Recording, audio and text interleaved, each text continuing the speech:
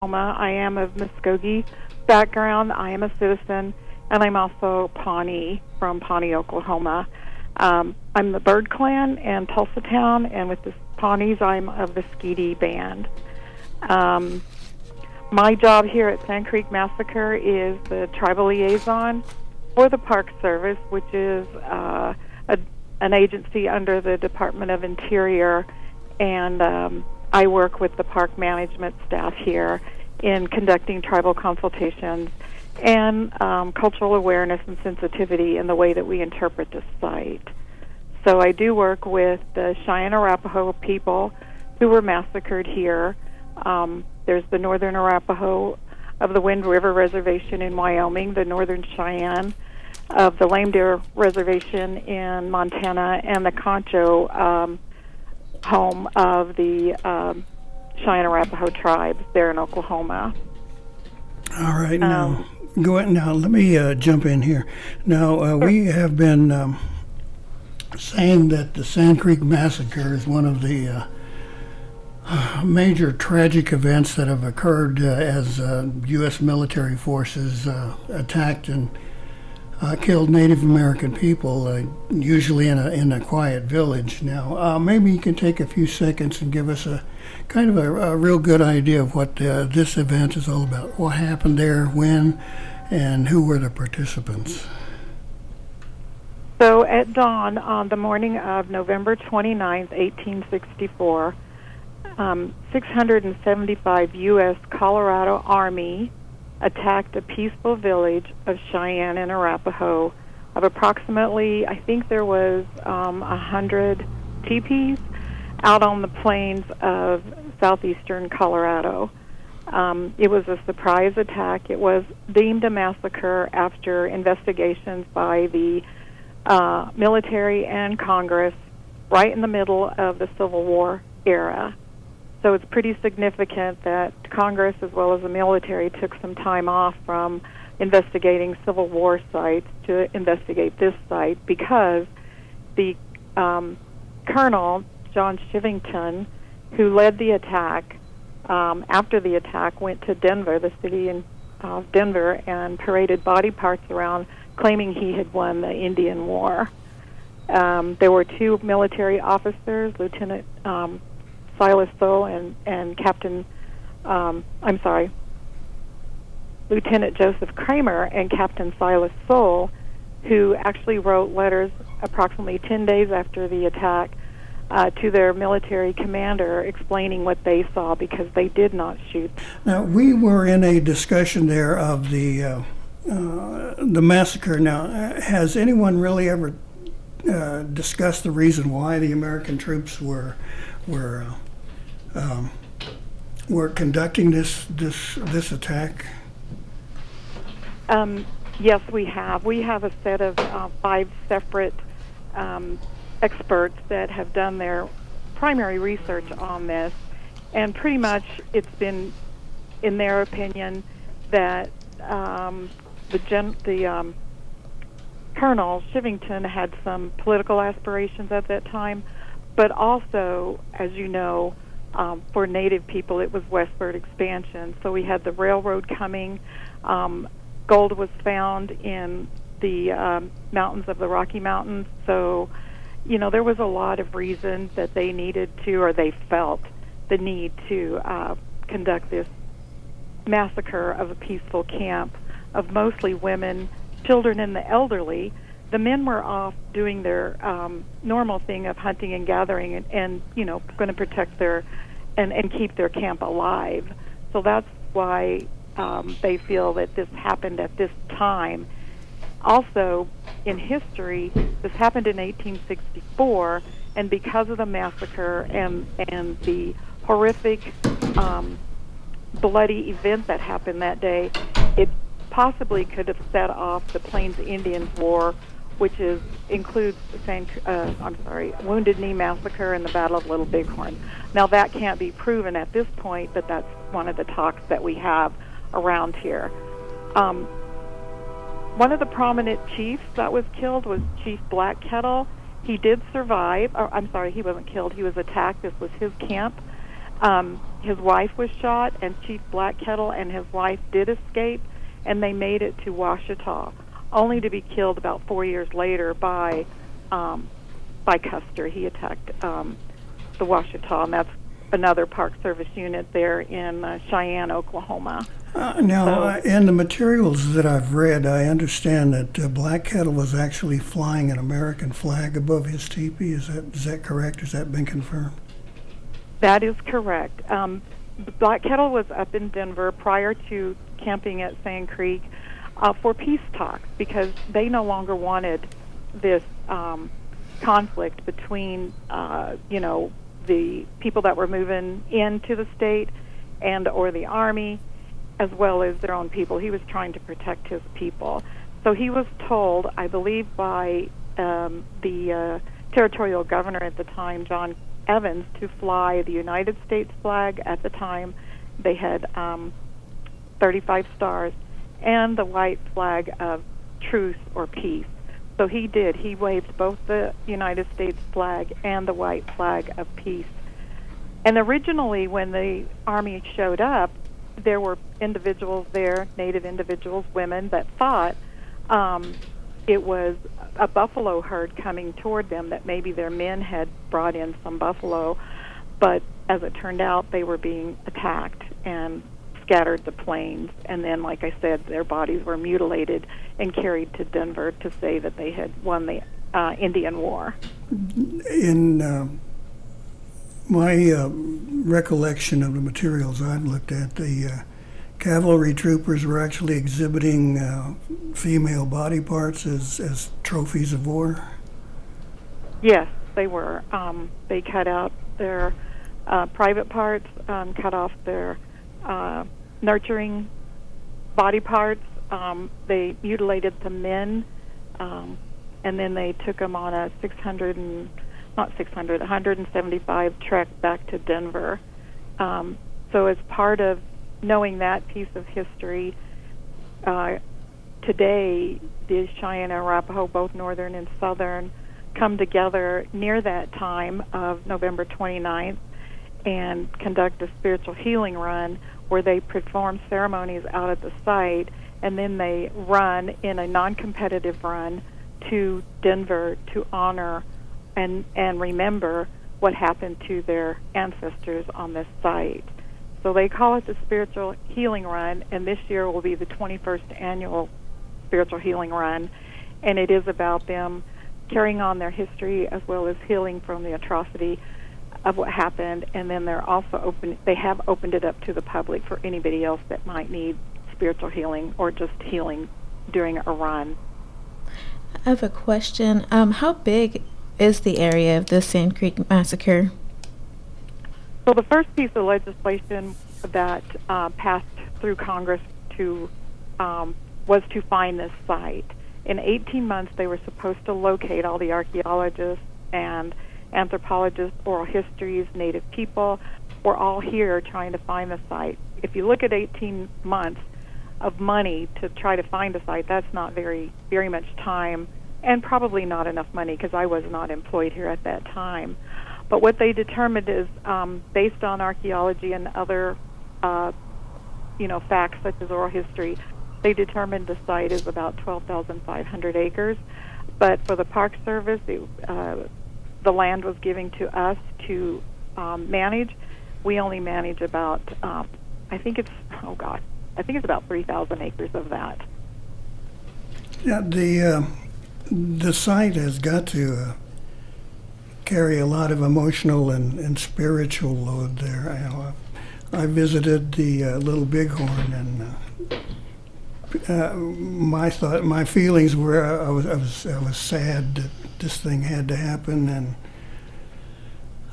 warriors from both sides, I guess, were ending up killing each other. And although it was a victory for the tribes, it struck me as just what a lonely place to die. Now, are there those kinds of feelings? When you visit the site, do you pick up something like that, or what goes through your mind? Well, it is a very what we call a place of a sense of place, meaning you really have to be here to feel the impact of what happened here. It's not like other park units that have something to look at, such as, I don't know, I bad analogy, but I'm going to use Mount Rushmore, the geyser at Yellowstone and that kind of thing. We do have a monument that's been placed out there since 1950s. It was the county and the state that came together and just placed this monument, knowing that it was somewhere out in that area.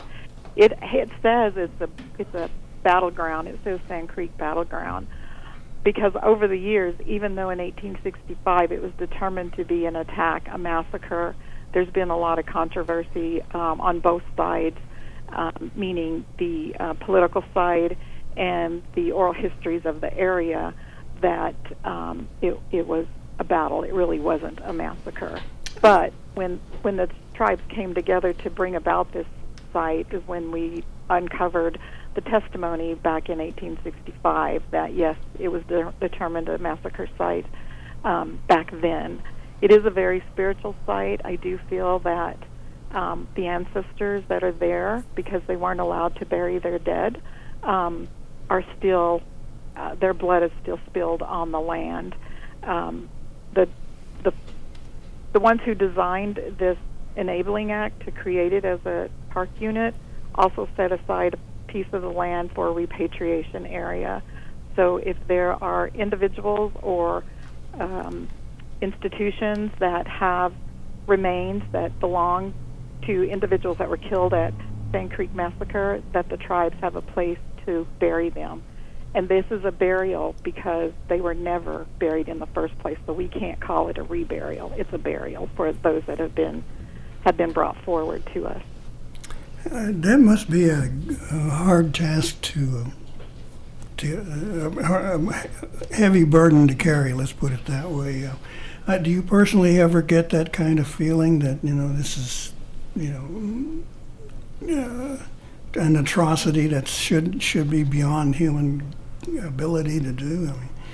I mean, personally, how do you feel when you're out there? As I kind of mentioned earlier, the way I feel about it is, somebody has to give voice to the ancestors. And even though this was not our Creek people or my Pawnee people, as natives today, we speak for those who went on before us.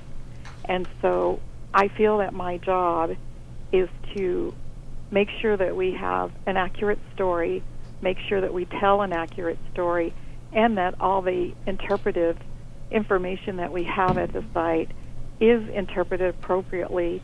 So my job is to consult with the Cheyenne and Arapaho people about what their story is associated to this site. At the same time, we have to look at those the guidelines and policies from the National Park Service, from the federal government, in order to bring those two together. It can be contentious at times. It can be very satisfying at times, because we have come to an agreement about how we're going to interpret this site. But it was created and founded by the Cheyenne and Arapaho. The Park Service has the obligation and the opportunity to manage the land. So what led you to become a tribal liaison for the Sand Creek Massacre site? In order to answer that question, I have to go back a few decades, because as a young person in the 1970s, the book written by Dee Brown, Bury My Heart at Wounded Knee, came out, and it told a lot of different Native stories, if anybody's ever read that, but it captured my heart, it captured my spirit that I should be working on behalf of Native people. I had worked for the Creek Nation in the past. I worked for the Cherokee Nation in the past. As I said, I grew up in Tulsa, but my life path took me a lot of different places. I've been out to California consulting. My biggest and most favorite consulting job was when I worked for the Colorado Commission of Indian Affairs in the Office of the Lieutenant Governor at the State Capitol building here in Denver. I'm actually in southeast Colorado, so I get confused with my own mind that I'm still in Colorado, but I'm not in Denver. So I'm in a rural part of Colorado. And just based on my own desire to work on behalf of Native people, this job came to me as a cultural liaison / tribal liaison position. And the management at the time asked me if I would be interested in doing this consultation piece. And so, yes, it is a horrific site, and I do feel things from time to time when I'm out there, but most of the time I'm satisfied that I am consulting with the right people about the right items in order to interpret the site for the public. In that interpretation, what kind of feedback do you get? Particularly from your non-native visitors? Do they sit and talk with you a bit or share comments? What do you pick up? I'm not the one who's out at the site on a daily basis. We have park guides who actually interpret the story and tell the the visiting public. But what I've heard from them and the few groups that I've taken out there is that, first of all, they cannot believe that they missed this part of history in their public education, in their private education, that this part of history isn't told, and if it's told, it's just kind of mentioned. But we get into, what happened, why did they come, why did they attack, and what happened afterwards. The 2 letters that the 2 officers wrote are in full text out at the site, so you can read some of the horrific things that they wrote down. And after the visitor comes here, whether they know nothing about it or whether they've studied it and decided this is where they wanted to come because it is a really remote area, they're always walking away with information that they did not know happened. And at the same time, like I said, they didn't learn it from any kind of history class that they were in. Right. I don't recall any actual discussion of anything like this in the history classes that I took. It was, manifest destiny and this kind of thing. And the Oklahoma land rush, and how great, that was. But they, as I saw, you like to say, they never talk about the people whose land they were running over and this sort of thing. Now, this event rivals Wounded Knee easily, and as you've repeatedly shared it, it's not gotten coverage or ability to explore this knowledge. I mean, it just wasn't there. I mean, these folks don't want to talk about murdering people. Now the Park Service has taken it on itself to mark this place, to put a staff out there to discuss it, and it sounds like that's a wonderful, positive step forward. Do you feel the same? And what's on the schedule for later this year? I do feel the same. We are the only Park Service unit out of, let me get the number right, I think there's 419 now Park Service units that has the term massacre in it. A lot of them, such as Horseshoe Bend, is called a battlefield or something like that. Horseshoe Bend, of course, is where a lot of creeks, thousands of creeks were killed. So I think it's a positive step for the Park Service to recognize that not all of these sites were battlefields, that there were some that actually, attempted to annihilate a group of people, in this case, the Cheyenne Arapaho. But I think that the story of the massacre could be probably identified through any of our Native peoples, tribes, nations, because it happened to all of us. This one just happened to be, it was researched and investigated and termed an attack and a massacre, whereas others have justified it as some sort of battle because apparently there was conflict with whatever tribe it was at the time, back in the 1800s or so. And I forgot the second part of your question. Well, events coming up later on. Okay. The Cheyenne Arapaho will commemorate this event. Yes, like I said, they do it every year through the annual spiritual healing run. This year, the Northern Arapaho will be doing their healing run on October 11th. That is the Friday before a federal holiday called Columbus Day, whereas some states and cities have now changed it to Indigenous Day or Native Peoples Day. So they want to end up from here, starting on the 11th, in Denver or the Boulder area, which is their original homeland, on Indigenous Day, October 14th. The reason they're changing it is because the annual healing run usually, as I said, happens around November 29th, and they pick that nationwide holiday of Thanksgiving to do it because it's usually closest to the date of the massacre, and also at the same time, because it is a holiday, in a sense, for the rest of the world or the rest of the United States, that there's parents and students, adults, employees, they're all off work, so nobody has to miss, some days of work or school work in order to come. So the Northern Cheyenne and the Cheyenne Arapaho of Oklahoma will continue the spiritual healing run on November 28th, 2019 this year, and they do the same thing. They come out early morning and do sunrise services. They will have the history of the park told to their young people who do the running. Then they'll take off toward Denver on the back roads here in the southeast part of Colorado. Once they get to Denver, usually on Saturday night they have a traditional powwow honoring the runners, and then on Sunday they'll do the Capitol State steps and doing some speeches and honorings and other types of ceremonies on the west steps of the state capitol.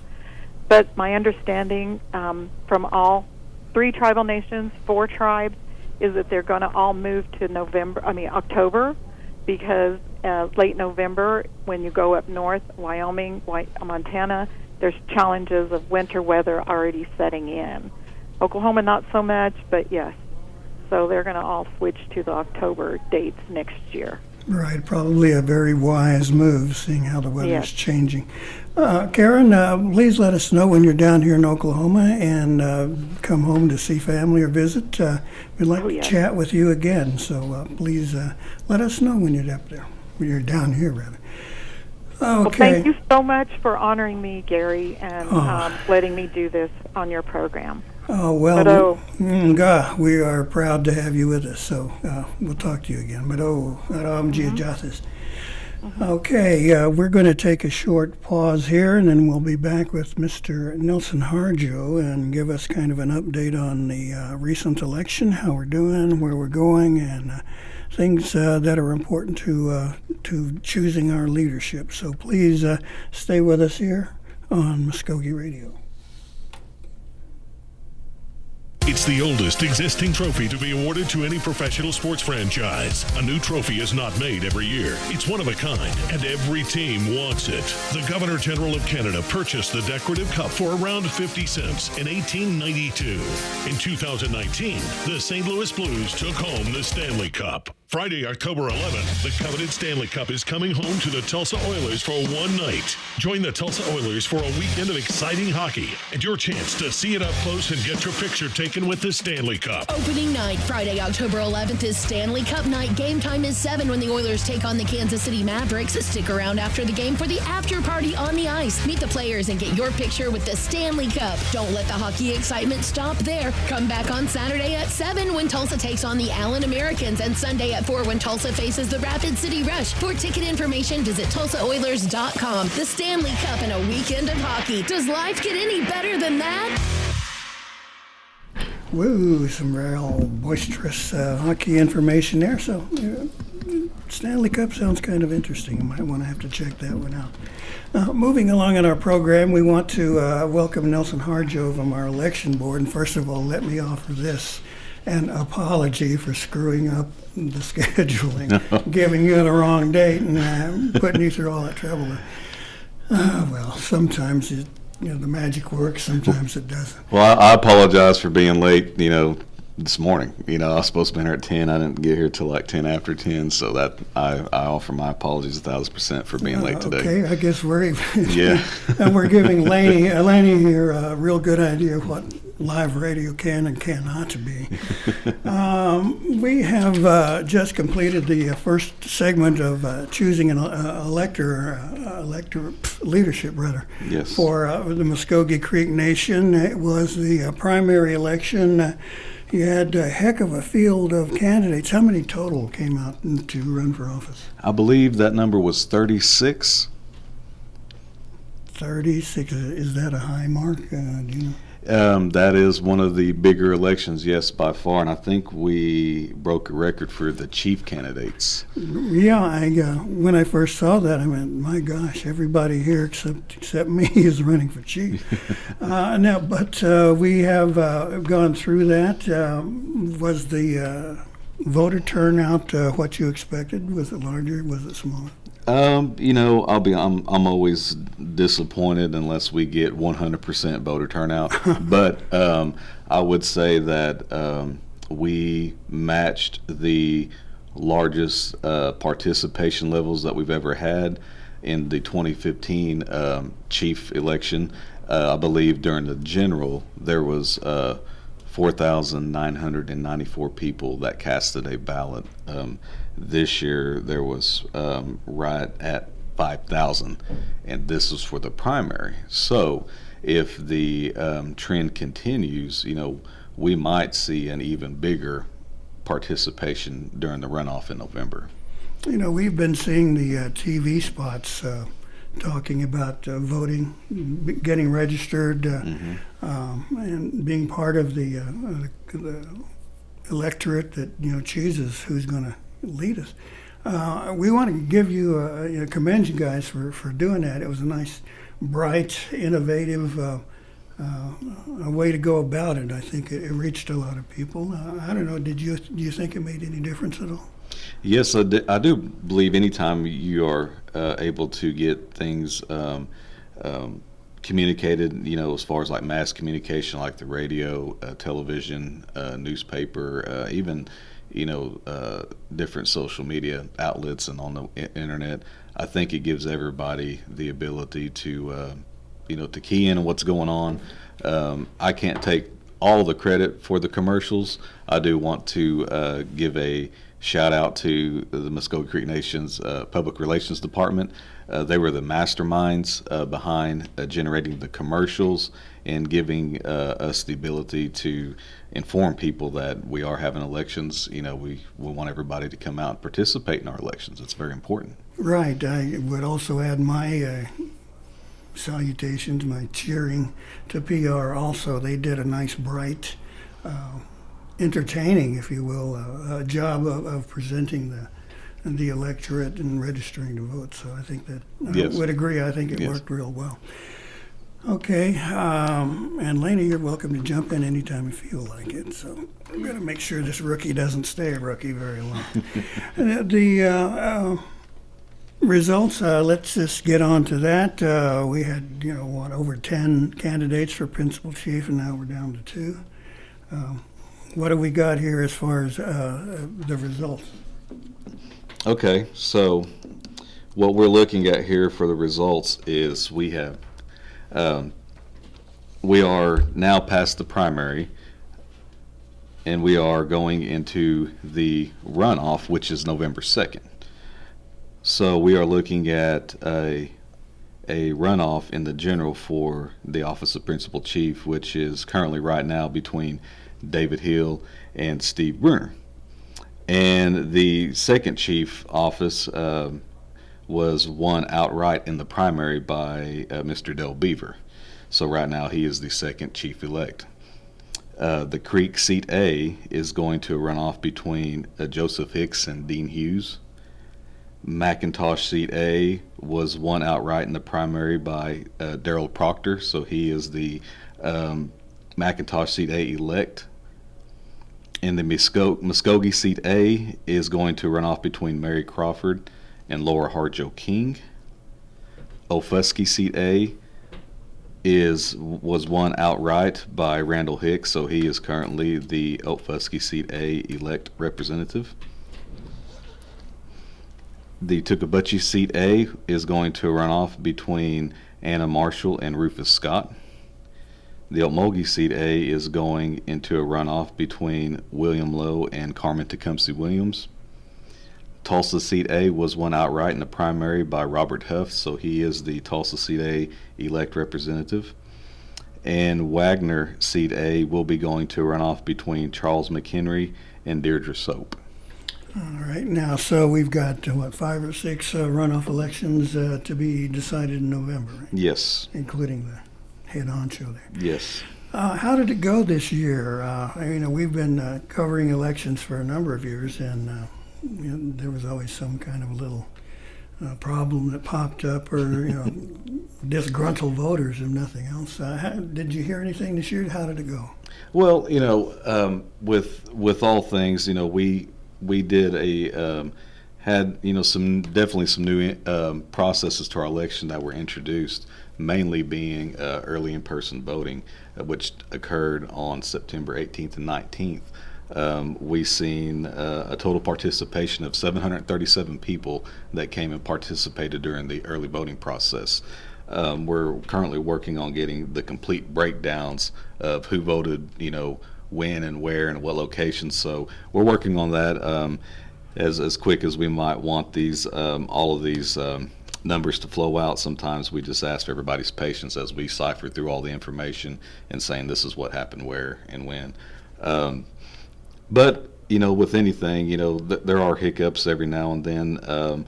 We always say that the process itself is sound and it's good, but at the same time, the people behind the scenes and stuff, we're human. We have to go back and double check our work, to make sure that what we're presenting to the people is true and accurate to the best, of everybody's ability. So sometimes whenever we have to stop and say, wait a minute, did we really, count things the way we should? I would rather people wait an hour to get the results to make sure that they're correct, rather than just throw something out there just so some people can, see something coming on the screen or whatnot. So we always, try to be double sure of anything that we're presenting to make sure that, we are giving people good information and good results.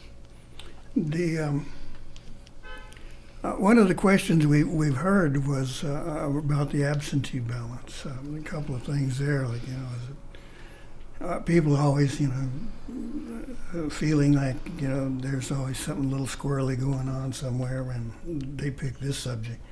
And one of the thoughts or the discussions we are aware of is that representatives from one of the candidates had actually gone and collected these ballots and said they were going to turn them in for the voter. Do you have any confirmation of that? I mean, are you aware of it, first of all, and is it yet true? I'm aware of, allegations that have been made about people going around and collecting voter ballots and promising that, we will deliver them for you, so that way you don't even have to take them to the mailbox, we'll do all that for you. But as far as, and the thing that we ask, if, anybody is really concerned, if anybody, believes something to be amiss or might be actually breaking any of the election laws, we always want people to document that in some form or fashion.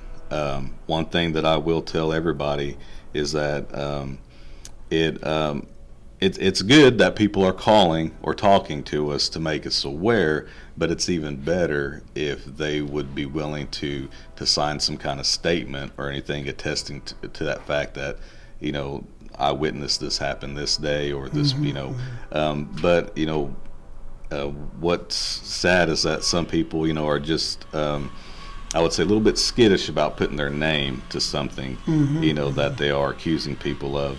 And don't get me wrong, I mean, it's not anything that's going to be publicized, if, people have serious concerns and they witness something that might be, a little fishy or suspect, we really need to know those things. And You know, you've just described one of the biggest problems that reporters face. yes, People say, hey, did you know that, give you a little poke in the ribs with an elbow, but they won't go any further. yeah, They won't give you a name, perhaps no documentation, but you really ought to do something.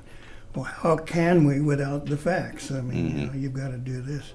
Now, first of all, is that situation we just described and discussed, is that legal? Is there some restriction about that kind of thing? the codes specify, our election codes specify the process of successfully returning an absentee ballot. The process is the voter shall mark their own ballot. The voter shall place that ballot into the secrecy envelope that we provide. They will place the secrecy envelope inside the return envelope that we provide. They will sign the return envelope to certify that ballot, and they are to have that envelope delivered by U.S. mail to the Omogi Post Office by the day of election, no later than 11 o'clock. That is the process. So what I believe the board is going to do is try to make that wording of the law not so vague, and actually make the process clear cut to where it puts all the responsibility on the voter and gives no leeway for people to really interpret that law however they see fit.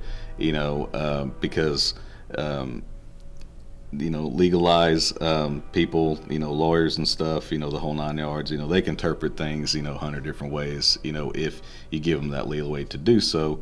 But really what we want to know, people, and the message that I would give today is that each voter is responsible for their ballot.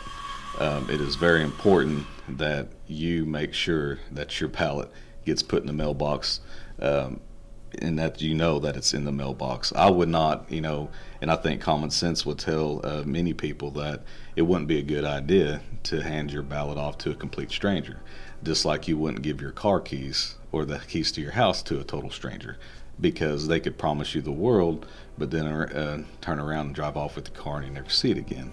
Or when you walk back in your house the next day, all your belongings are gone. So likewise with absentee ballots or any kind of official mail, for that matter, I would not hand that off to a total stranger that just says, hey, I'll go do this for you. Now, I don't want to sound like I'm saying that that's what in fact happened, because I'll be honest with you, I do not know. I have no evidence one way or the other that, there was massive amounts of, ballots that were collected and, whatever happened to them. We mailed out roughly 3,100 absentee ballots, and we received over 2,200. But that is usually the normal for our elections. We'll mail out, in past elections, I know we've mailed out close to 2,000, but only got around 1,600 back. So it's people that just forget to turn in their ballots, or they say, I think I waited too late to mail mine back in, so I'm going to go to the polls and vote instead. So there is always going to be a different number from what we mail out to what we get back in. But that's, like I said at the heading, is that I'm not going to be satisfied until we get that 100% total participation. So for those who did vote absentee ballots, for the runoff, I should say, are y'all going to be remailing out the absentee ballots or like sending out new ones? Yes, what we will do is anybody that selected to vote by absentee prior, or requested their ballot, I should say, prior to the primary election, we will automatically roll them over for the general, so they are not going to have to take any further action in between the primary and general election. We will mail them a ballot. The only thing that we encourage is that if there is something that has changed with your mailing address between the time that we mailed your primary election ballot to when you can expect the general ballot, we need to know that as soon as you can, because we want to make sure that it gets to the right place. Past elections have always intrigue me. If you get a close race, people automatically start screaming, recount.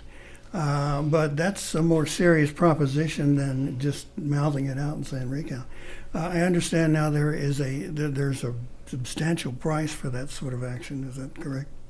It is going to be, the cost for a recount is $500 for any district that might be affected by the recount. And the absentee, since it's got its own results, it would cost $500 to recount the absentee. One of the reasons why that amount is substantial is, I guess, to discourage candidates that might lose by 300 or 400 votes, which we see all the time, and just saying I want to recount just because, and all I have to pay is a fee of $5 to have that happen. We would have recounts from here until till Christmas. So if people believe that there's a very real possibility that the results could change if we'd had a recount, well then they have to be serious about wanting to have that happen. So that's why the price could be substantial, and that all depends on what they ask to be recounted. They can get it specific to just one polling site to be recounted, or they could ask for the entirety of the whole results to be recounted, and that's when it could get expensive for the candidate. Right. A couple of negative, let's just call it negative kind of incidents that we are aware of. One, a poll watcher was escorted out of a polling place. Can you tell us what that situation is? Watchers, it's very specific in the codes what their privileges are, not so much as their responsibilities, but privileges. They are there just to make observation only. They're not there to make any verbal objections. They're not there to make any verbal suggestions, for that matter. They're there just to observe. Now, if a watcher has, a simple question, about where can I go to the bathroom, or when are you guys going to be done? I got something else to do later tonight, whatever. But outside of those things, a watcher is just there just to observe the overall process. So if a watcher, and they all have to subscribe to an oath, if they're at the polling site, they have to subscribe to an oath by the inspector, or if they're at the absentee location, they'll subscribe to an oath by the election board chair, and they are swearing to affirming that all the rules that are lined out in the oath, that they are going to abide by that, and they have to sign to that, and they swear to that in front of the chair, the board chair. So if the board chair or the board feels that they're in breach of any things of that oath that they swore to affirm to, well then it's the board's right to ask that person to leave if they're not going to abide by the rules. So that's what happened. The board felt that there was a watcher that was not abiding by the oath that they affirmed to, so they asked that person to leave. All right. In the last few minutes that we have, next question has to deal with some legalities, and unfortunately, one of the candidates got indicted and then pled guilty to some federal charges. And I understand one of the candidates for principal chief is also involved with federal legal proceedings. So one of those situations sort of resolved itself as the voters made their choice. But the other one is still pending. That person is looking at a court date that won't be too far off. What does the board do with people who are in those situations? The board, and I think I can speak for the board on this matter, is that the board wants to abide by the election codes as close as possible. The election codes, as they are written today, do not give us the ability to address the situation. What the Constitution and the election codes say is that candidates or people that win an election cannot hold office if they have been convicted of a felony. In this case, we look at, if we're looking at the office of principal chief, for example, anybody that has been convicted of a felony cannot hold the office of principal chief. Anybody that has been convicted of a felony within the past 10 years upon filing for office for national council, they wouldn't be able to hold office if that felony conviction was within that 10-year, time frame. So, and that's really, it's not a good answer, but that's the only answer that we have, is that right now the election laws do not give us the ability to tackle this situation like people would want to see it addressed. We would right now, if we were to pursue matters on our own on some of those allegations or charges that people may or may not have, we would not be in compliance with the law. So right now, until somebody has been convicted of a felony, they are by our own law, they have every right to seek office. Now, the chief candidate is still facing trial, and if there were a conviction to come out of that, then what action would the board take? Would you move to remove them? Is it just pretty well set already? You're in this situation, the law says you got to go. Yeah, one or two things would happen since they would not be able to hold office.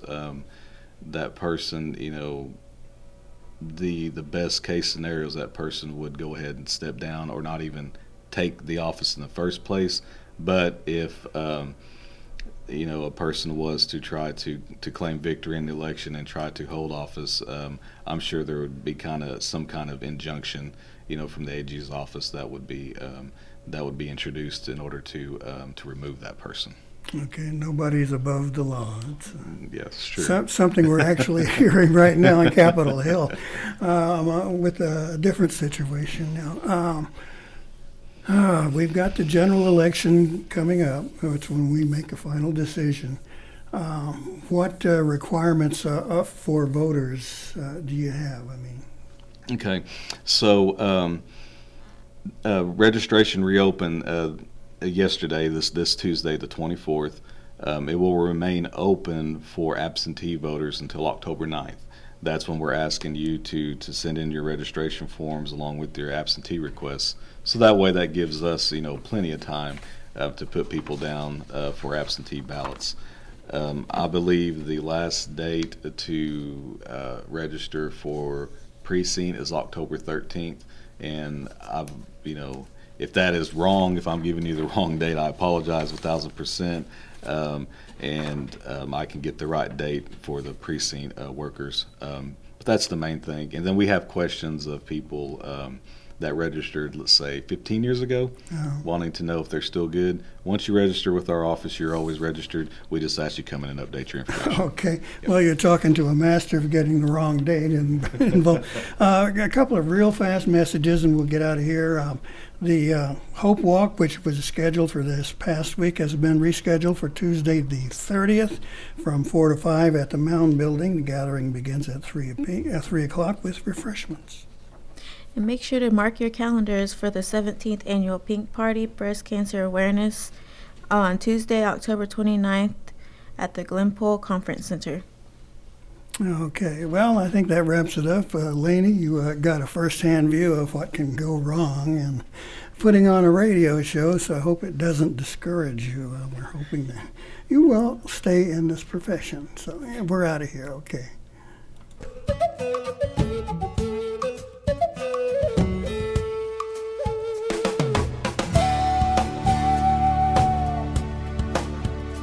You've been listening to Mvskoke Radio. Join us again next week for more local, tribal, and community news and updates. But